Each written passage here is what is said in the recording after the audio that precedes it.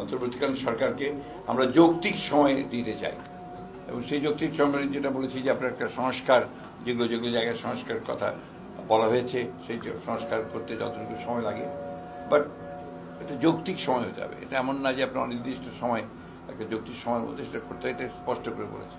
দ্বিতীয় হচ্ছে যে ইলিয়াস আলী সাহেবের ব্যাপারে আমরা প্রথম থেকে আমরা প্রচণ্ড উদ্বিগ্ন। আমরা শুধু ইলিয়াস আলী সাহেব এবং তার সঙ্গে যারা আছেন গুম হয়েছেন তাদের বিষয়গুলি আমরা নিয়ে আমরা অনেকে আন্দোলন করেছি। আমরা আপনার হিউম্যান রাইটস যে আপনার কমিশন আছে বিদেশে অর্থাৎ ইউনাইটেড নেশনসের তাদের কাছে আমাদের প্রেজেন্টেশন গেছে এবং দিয়েছি। ইতিমধ্যে তাদের কমিটিও এসছে, আমার মনে হয় ভাবি জানেন বোধ হয়। হ্যাঁ, হিউম্যান রাইটসের ওদের কিন্তু আপনার ইউনিয়ন থেকে একটা ইনভেস্টিগেটিং টিম এসছে ইতিমধ্যে। আপনার যারা গুম হয়েছেন তাদের সন্তানদের সঙ্গে স্ত্রীদের সঙ্গে তারা কথা বলতে শুরু করেছে। আমরা নিজেরা পার্টি থেকে কিন্তু নট অনলি আমরা নিজের পার্টি থেকেই চিঠি দিয়েছি, অসংখ্য জায়গায় আমরা চিঠি দিয়েছিলাম। তারই ফলশ্রুতিতে আজকে কিন্তু আপনার এই বিষয়গুলো আসছে। সুতরাং আমরা এখনো আশাবাদী যে এইগুলো আপনার সুস্পষ্ট ইনভেস্টিগেশন আমরা পাবো। এখন ইলিয়াস আলী সাহেব বেঁচে আছেন কি বেঁচে নেই এটা আমরা এখনো বলতে পারছি না, কারণ আমাদেরকে কর্তৃপক্ষ যারা যারা রেসপন্সিবল এটার জন্য আর্মি অথবা আপনার পুলিশ তারা এখন পর্যন্ত স্বরাষ্ট্র মন্ত্রণালয় তারা এখন পর্যন্ত আমাদেরকে সুনির্দিষ্টভাবে কোনো কিছু বলে। আমরা এই চাপ অব্যাহত রেখেছি।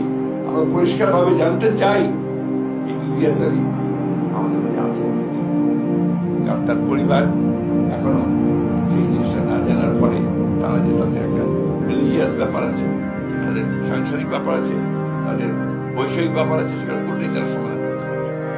এই বিষয়গুলো আমরা অত্যন্ত সিরিয়াসলি আমরা কাজগুলো করছি। এই ঘটনা একদম ঘটছে না তা না, আমি আগে বলেছি যারা এগুলো ঘটাচ্ছে তাদেরকে আমরা ওন করি না, তারা আমাদের দলের বলে আমরা মনে করি না এবং আমাদের দলের নির্দেশ আছে সব জায়গায় প্রতি ক্ষেত্রে এই ধরনের ঘটনার সঙ্গে সঙ্গে স্থানীয় যারা দায়িত্বে আছেন তারা তার বিরুদ্ধে ব্যবস্থা নেবেন। আমরা কেন্দ্রীয়ভাবে ব্যবস্থা নেব এবং তাকে তুলে দিতে হবে আইন শৃঙ্খলা রক্ষাকারী বাহিনীর হাতে। এটা আমাদের সুস্পষ্ট ঘটনা আছে।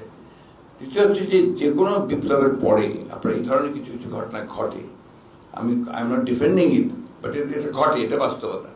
ওইখান থেকে আমাদের দায়িত্ব হচ্ছে যে সবাই সমাজের সর্বস্তরের মানুষকে নিয়ে এগুলো যেন প্রতিরোধ সৃষ্টি করা যায়।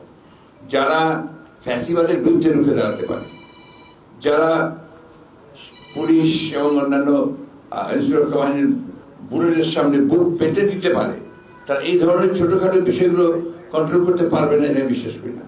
যেটা দরকার সেটা হচ্ছে আন্তরিকতা, রাজনৈতিক কমিটমেন্ট। সেই কমিটমেন্ট বিএনপির আছে। আমি স্থানীয় নেতৃবৃন্দকে আমি অনুরোধ করবো যখনই এই ধরনের কোনো সংবাদ পাবেন ঘটনা করবেন রাইট এট দ্য মোমেন্ট আপনার সাথে অ্যাড্রেস করবেন এবং তার বিরুদ্ধে ব্যবস্থা নেবেন, তাকে আপনার আইন শৃঙ্খলা রক্ষা বাহিনীতে তুলে দেবেন।